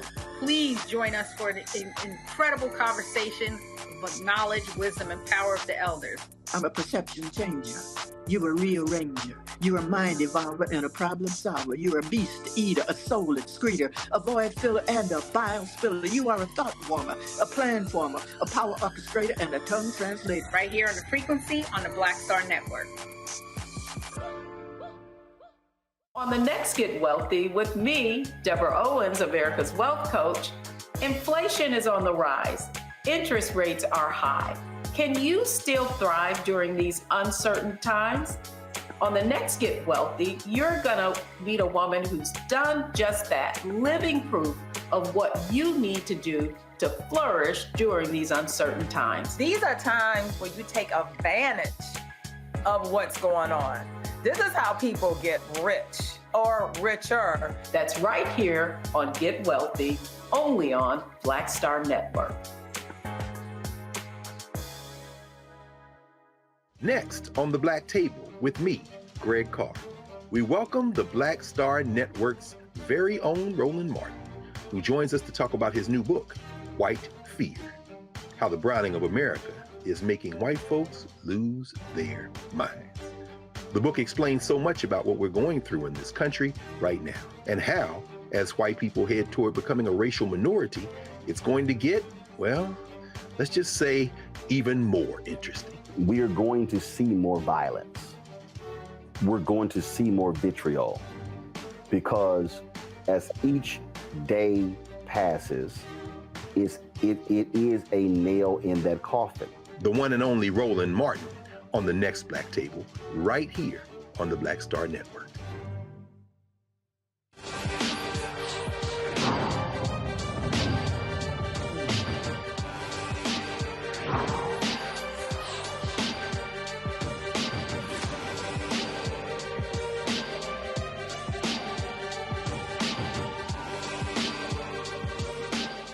All right, folks, joined right now by Reverend Dr. William Barber, Poor People's Campaign, Repairers of the Breach, joins us on the phone.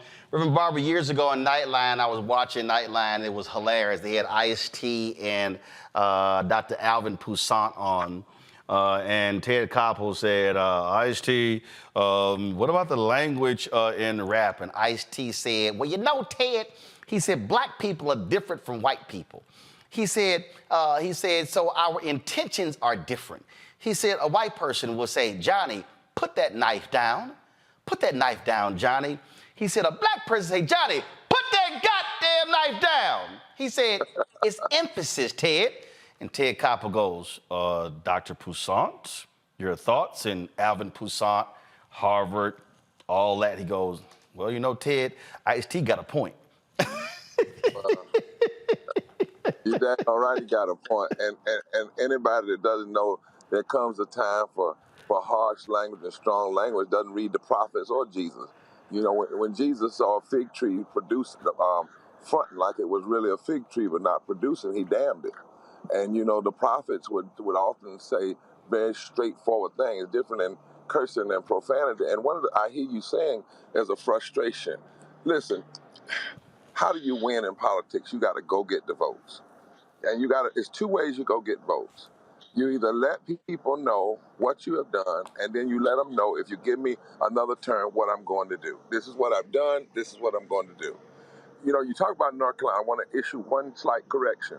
Folk that lose in North Carolina lose when they don't run on issues. We've had a Democratic governor in North Carolina since 2016. How has he run? He's won 2 terms because when he ran and said, if you elect me, I'm going to do Medicaid expansion, I'm going to raise wages, I'm going to protect voting rights. When you run and you only run on law and order and stuff, run away from that, you lose in North Carolina. When the maps were fair 2 years ago, this last term, North Carolina went from 10-3 to 7-7. And poor and low wealth voters made this flip in those key races. We went from 10 Republicans to 3 Democrats to 7-7. How did Beshear win? Don't let people tell you it was just abortion or not. Go back to 2018. In 2018, Beshear, whose father, by the way, was governor, went to East Kentucky and in Louisville, Black Kentucky. He said, if you elect me, I'm gonna do felony reenfranchisement, for people who were had lost their voting rights. I'm going to do Medicaid expansion, and I'm going to raise the minimum wage. He said that. He ran that. He even said some things are not about Democrat versus Republican, left versus right, but right versus wrong. When the Poor People's Campaign was in the street and the current governor would try to block us, as Attorney General, Beshear stood against that governor. He went to Eastern Kentucky and showed white folk in Eastern Kentucky, and he won counties. In fact, we were up there, and in 5 counties, 3 of them turned blue in 2018. If you look in Biden-Harris, people keep forgetting, how did they win? Well, they ran on living wages and Medicaid and voting rights. That's what they said they were going to do. And they need to talk about what they have done, but they also need to talk about what was blocked. And if they get elected, they get a Congress, what they will finish. I've been saying to them, stop just bringing celebrities and leaders like, myself or somebody to the White House. Bring poor and low wealth people to the White House.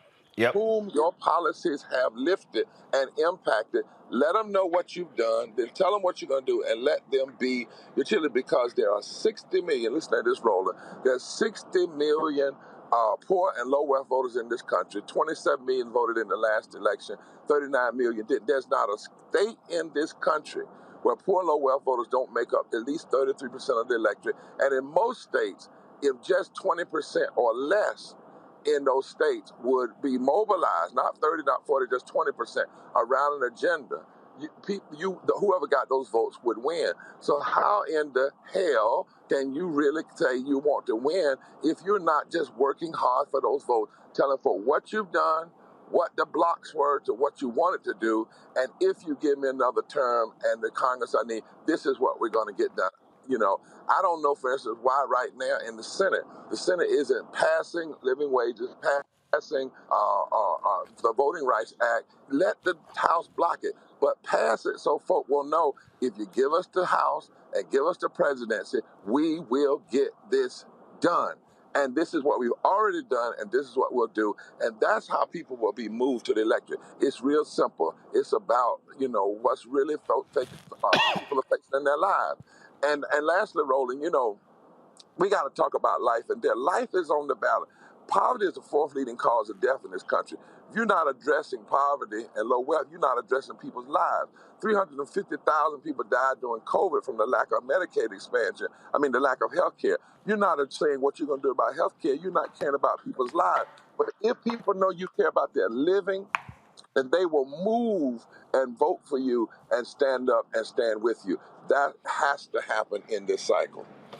Well, what you laid out, I think, is critically important, but it's also when we're talking about being on the ground. We're talking about really focused. You and I talk all the time, and it's not this silly, normal, and I'm gonna say it. Too many dadgum civil rights organizations want to have personality-driven rallies as opposed to educating people. When we were in Virginia, helping the Virginia House Democrats.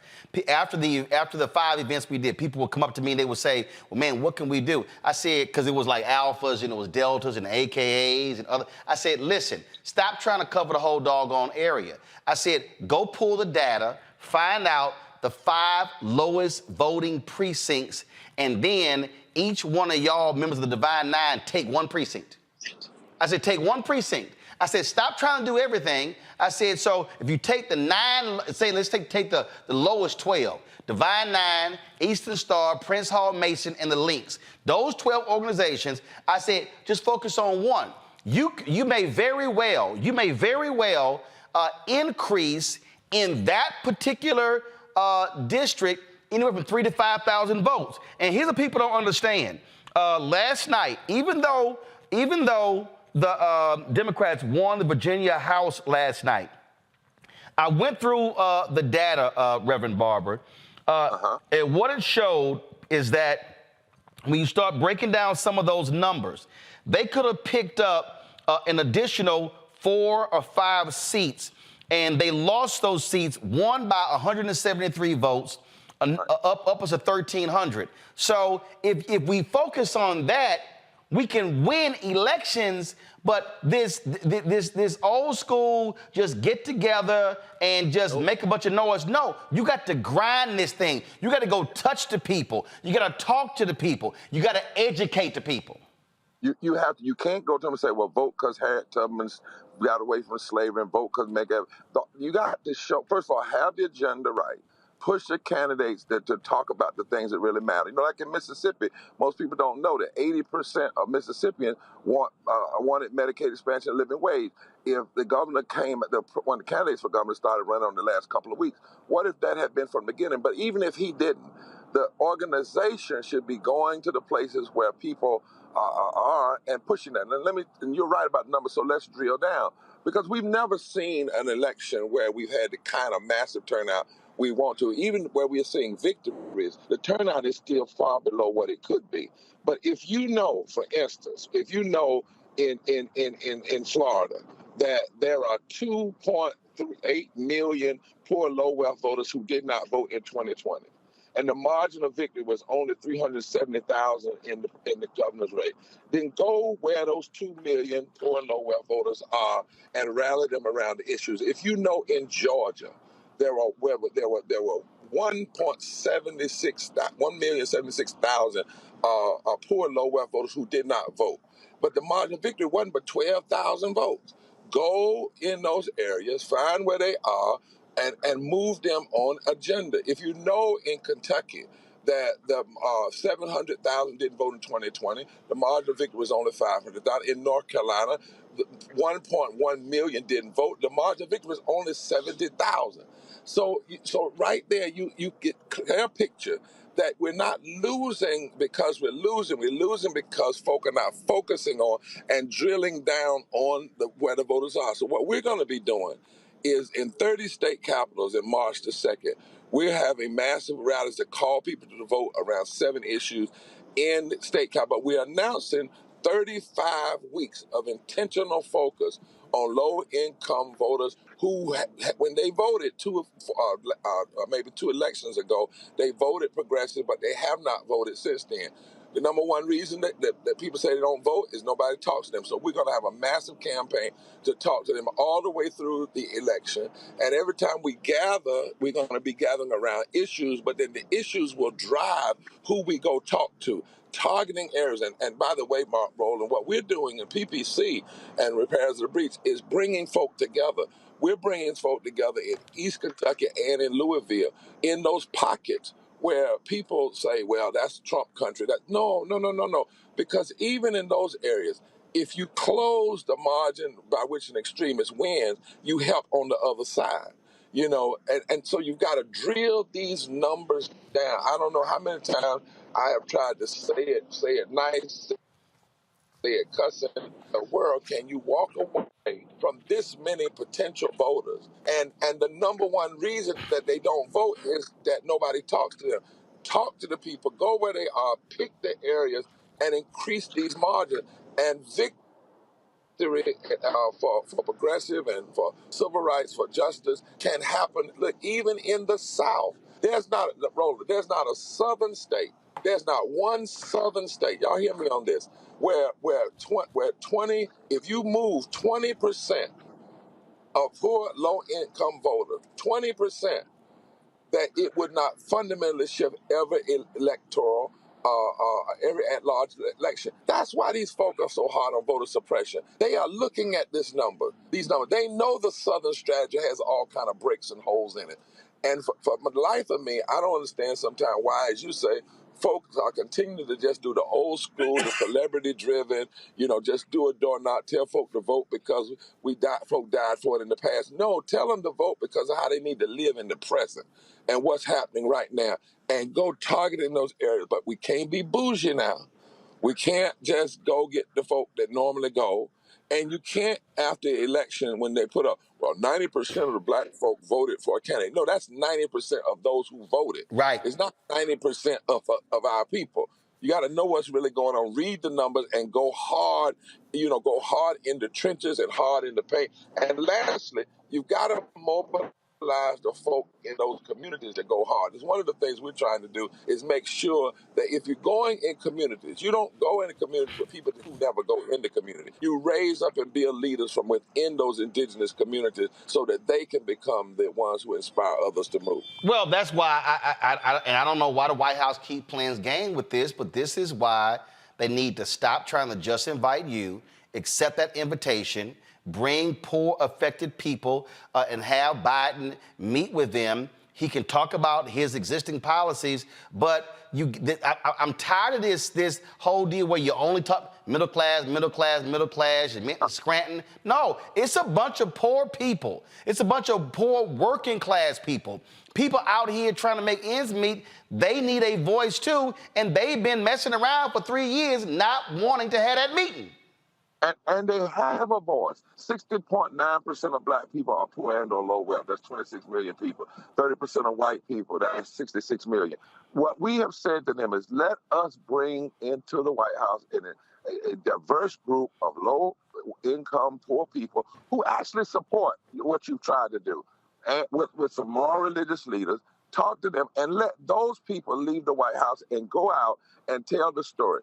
This is what has happened. This is how it has impacted us. This is what it's done to address poverty. But some people made it temporary. If we get out here and vote, we can put people in office who will make these things permanent.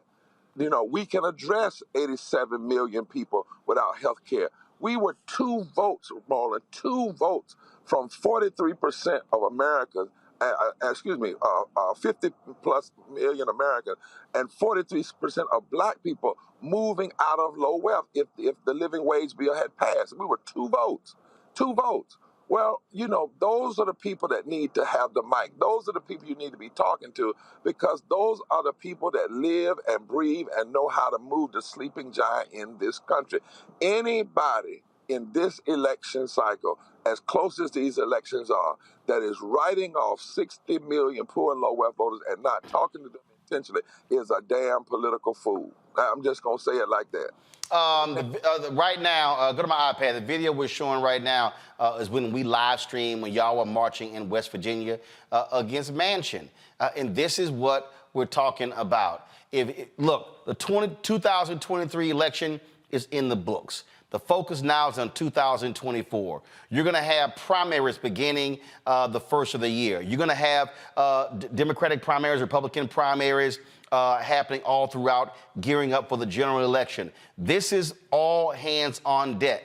This is where, and listen, I'm not freaking out by these early polls, and it's showing how people feel because they are a snapshot in time. What they should be doing is sort of be operating as like cold water on the face of these largely white Democratic progressive strategists who are going to be spending billions of dollars. And I'm talking about the environmental lobby. I'm talking about the pro-choice lobby. I'm talking about American Priorities PAC, the DNC, the DSCC, DCCC, Democratic Governors Association. All of these people, they had better understand that you're gloating now because you won, but you could be crying a year from now. You had better be putting the work in. I have been saying, Reverend Barber, because when you were into Kentucky, y'all said, this ain't no rally. We're going to be teaching y'all tonight. They should be sitting here talking about how are we having education town halls in critical towns, in cities, in battleground states, beginning in January. And I'll say this here right now to every black person, and I've already got several on the book. Don't come with them typical lame MLK programs and Black History Month programs. We need to be thinking totally different because literally this election in 2024 is going to be between Biden and an absolute white supremacist, white nationalist fascist in Donald Trump. Exactly. And Roland, I want to say, when you said that about Kentucky, when we went out, you're exactly right. On a Thursday, we did a teaching, but what also we did is that Friday, Saturday, people from Louisville to Texas, East Kentucky. Actually, hold on one second. Your phone is breaking up. You said when y'all your phone, we couldn't hear any of that. You said when y'all were in Kentucky, what happened? Red Barber? I think we were losing. Okay, I think we got you back. Go ahead. Okay, we taught them the facts and the figures and how to go out. They went out all over that state in every county, from the east to the west, from Louisville to Harlan County, teaching people, registering people to vote based on the issues. Now, the pundits have already said Kentucky was just because of abortion. No. Bashir didn't just run. He did talk right about abortion rights and women, but he also said to folk, I'm going to increase the Medicaid I've already expanded. I'm going to continue to do, make sure people get their rights back when they felony reenfranchised. I'm going to work to bring jobs and then to raise Kentucky's minimum wage above the federal minimum wage. He talked the language of the people. Went everywhere, and we got to be careful of the mainstream media that want, or even some consultants that just want to look at one issue. This silver bullet issue is not how you win long term. You must see where the pockets of votes are. You must go to those people and talk to them. And again, I want to say it on your show. I've said it for the life of me. I do not know why that we've been asking for 2 years now to bring impacted people, poor low income, from West Virginia, from North Carolina, from key places, from battleground state into the White House, not to be Democrat or Republican, but to talk about what was done, to hear what's going to be done and continuing, and allow those people to go out and be the microphone. You know, in our campaign, we don't even have to endorse anybody. We endorse the issues and let people look at people and say, listen, where do they stand on Medicaid? Where do they stand on health care? Where do they stand on your life? Where do they stand on living wage? People are smart if you point those things out, but you have and you cannot leave this sleeping giant sleep.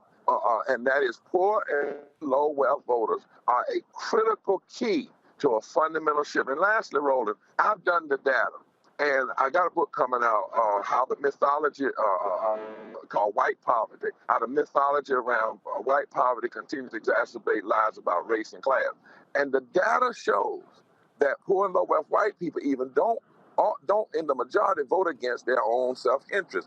Most of them don't vote, but when they tend to vote, they actually tend to line up more with black people in terms of the issues that really matter. That's why even in Mississippi, 70% of Republicans want Medicaid expansion. 80% of all Mississippi. We better know these numbers. We better go to these people. We better let them know where the policies are going if folk get elected, because that's where the power lies in this particular season that we're in. One more time, there's not a state where poor and low-income voters don't make up over 33% of the electorate, and in most battleground states, poor and low-income people, that's people who make less than $15 an hour and who are $500 away from economic ruin. In battleground states, they over 40% of the electorate. If you accept the electorate, you don't talk to them in your ads, you don't talk to them in your speeches, you don't talk to them door to door, you are actually committing a form of political suicide. If you do recognize them, you will increase, and Dr. King said it like this: the greatest of the racist oligarchy in this country is for the masses of Negroes and the masses of poor whites to come together, form a voting bloc that could fundamentally shift the economic architecture of this nation. We have that possibility right in our hands if we get away from the old style and do the work like you're talking about. Reverend William Barber, Poor People's Campaign, Repairs of the Breach. We appreciate it. Thanks a lot. Final comments from our panel. At the end of the day, Robert, again, the work begins now. I always say the end of the election is the end of one. The election is the end of one process, and the beginning of another. Guess what? 2023 elections are now gone. Now the focus is, okay, in where I live, what are there school board races next year? Are there county races, city races, state rep, state senate, gubernatorial? Obviously, it's going to be congressional, presidential. This is where take a breath, get some rest, get recharged, get refurbished, but it's time to go to work. You're absolutely correct. And look, at this period of time when the Republican Party is effectively in shambles, it's not a functioning party, Democrats cannot just simply count on the fact that Donald Trump's going to be in prison and they're going to win by default, which is the attitude that I hear from a lot of Democratic political strategists in the majority right now. The reason they feel they don't have to put their pedal to the metal in this election, they can kind of wait it out because they want to play that game of just being in the center, being in the middle, not taking any strong positions, and just let the Republicans defeat themselves. That is not a winning strategy. If you want African Americans to turn out in the same numbers they turned out to save you in 2020 and in 2012, you need to put the work in. If you want young voters to turn out in record numbers, remember these Gen Z voters, they think of President Trump as being the president of free stimulus checks, of PPP loans, and of reality TV, and not having to go to school. They don't have the same view of Trump as other voters do. You have to put in the work to bring them around. It's not enough just simply to have meetings with the elites at the White House. You need to hit the ground running, put forward the legislative agenda that you promised in 2020, show the people you're fighting for it, and show people that with another term, you'll get the job done. Rebecca. The Democratic Party can't rely on suburban white women in order to win next year. If that was the case, then last night in the Jackson northern suburbs in Ridgeland, which is Madison County, Mississippi, we would have seen Tate Reeves get voted out as governor, right? So we can't rely on those white women in the suburbs. Instead, it's reaching out to the people who brought you to the dance. In 2020, it was young people that brought Biden to the dance. It was Black men, Black women that brought Biden to the dance. So he's going to spend time doing some deep investment, and not just with those who are quote unquote part of the talented 10th. He needs to stop just talking to folks who are connected, and he needs to talk to those who are disaffected, those who are disenfranchised, and those who are suffering economic setbacks. Those are the people that Biden needs to be talking to starting tonight as we go into the 2024 cycle. All right, Joe. I am always inspired by Dr. Barber, and I think that what he said is where we need to be. There's this sleeping giant of millions upon millions upon millions of voters in places where we're supposedly red, but we're actually misread. People there, the votes are there. And there's nobody that understands what Medicaid expansion is that could be affected by it and bettered by it that doesn't want it. Even people that are super conservative, most of the times will go out of their way to say, well, you should have your right to reproductive health, even if it's not my thing necessarily. That's what you found out in Ohio. The votes are there in places where they need to be there. In Wisconsin, the gentleman, I forgot his name, who ran for Senate last time. The votes were there if they had done what they needed to do in Milwaukee. And so as long as we are intentional about going out, educating voters, connecting them to those issues, listening, so that we know that what we are doing is not being pitched on deaf ears, and we're putting them out in the front to help sell what it is that needs to happen, then we can continue to be successful. Again, the Democrats are on the right side of most bread and butter, regular folk issues. And so what we can do is, if we do that work, we can win, but the work has to be done, and it has to be done long term. Robert?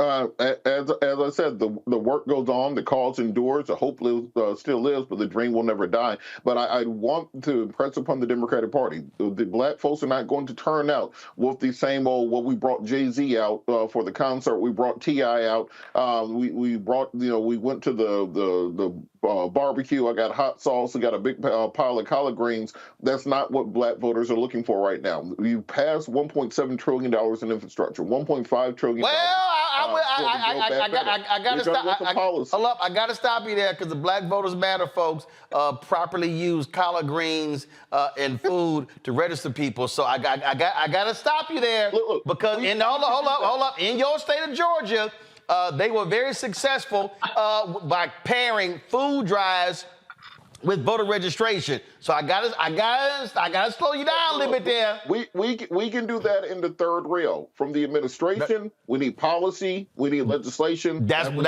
I'm saying, but you gotta specify. Because, I've been on the road with Black Voters Matter. They use concerts, they use food drives, they use everything at their disposal to register people, to get them to turn out. And so all that works, but you're right, you still have to have policy. But again, everybody has different roles. And the reality is, from the administration standpoint, they have to say, one, what we did, then what we're planning to do. What they can't do is only talk about what we did, because elections are based upon not on what you did, but what you're going to do. And so, again, and for everybody else out there, I keep telling y'all this, and y'all think I'm playing. And I'm gonna do a whole breakdown. I'm trying to figure out when I'm gonna do it. I might do it after the first of the year. I might do it actually before then. But we're gonna spend a whole 2 hours on Project 2025. And y'all really need to understand, these people are not hiding it. They're not keeping it to themselves. They are very clear on what their plans are if Donald Trump takes back the Oval Office. And that is not an America any of us wants to be a part of. Trust me. Joe, Rebecca, Robert, I appreciate it. Thanks a lot. Everybody who's watching as well, folks. It was a huge night. You had Congresswoman Sheila Jackson Lee, who was headed to a runoff against State Senator John Whitmire in the race for Houston mayor. Neither one of them got a majority of the vote, and so they moved to that. That's going to be in a few weeks. Whitmire got 42.5%. Lee got 35.6%. Runoff is going to take place on December 9th. Philadelphia gets its first black female mayor. You have Chanel Parker, elected the city's 100th mayor. And again, first woman to hold the position. Of course, she won the Democratic primary, so she was guaranteed to win as well. And so many people are watching that, because she also ran on Law and Order and also believes in stop and frisk. So we'll see what happens there. And plus, a big congratulations to Yusef Salaam. Remember, one of the Central Park Five, the exonerated five? If Donald Trump had his way, they would have got the death penalty. Last night, he officially won, and he is now going to be a member of the New York City Council. He'll represent a Central Harlem district on the City Council. And so certainly congratulations to Yusef Salaam. You also had a North Carolina town electing its first black woman mayor. Barbara Fouché will be the next mayor of Carrboro, North Carolina. She served on the town council. She won a seat in 2017, reelected in 2021. She's the first black woman to serve as mayor of the town, the second black person to hold the office. You also have in Rhode Island the first African-American member of Congress, Gabe Amo, who served in the Obama and Biden administration, defeated Republican Gary Leonard to win Rhode Island's first congressional district. So congrats to him. So a lot of big wins last night. Folks, that's it for us. We'll see you tomorrow right here on Roland Martin Unfiltered on the Black Star Network. Don't forget to support us with what we do. Folks were sitting here sending us via Cash App. They were like, when I was cussing, they were like, hey, keep doing it. So if y'all want to support us what we do, send your check and money order to P.O. Box 57196, Washington, D.C. 20037-0196. Cash App, $RM Unfiltered. PayPal, R Martin Unfiltered. Venmo is RM Unfiltered. Zelle, Roland at RolandSMartin.com. Roland at RolandMartinUnfiltered.com. You also, of course, should get my book, White Fear, How the Browning of America is Making White Folks Lose Their Minds, available in bookstores nationwide. And, of course, you can check us out on Amazon News. So go to Amazon Fire. You can watch our 24-hour streaming channel. You can watch us on Plex TV, Amazon Freevee, as well as Amazon Prime Video. Folks, that's it. I will see you tomorrow. Reese Cobra's going to be sitting in the host chair tomorrow. I've got a dinner at the Vice President's house at 6 p.m., so I will be there. Maybe I'll go live from the grounds at the top of the hour, and so we'll see what happens. All right, y'all. Take care. Holla! Folks, Black Star Network is here. Oh, no punches! I'm real revolutionary right now. Support this man, Black Media. He makes sure that our stories are told. Thank you for being the voice of Black America, Roland. Stay black. I love y'all. All momentum we have now, we have to keep this going. The video looks phenomenal. See, this difference between Black Star Network and Black-owned media and something like CNN. You can't be Black-owned media and be scared. It's time to be smart. Bring your eyeballs home. You dig?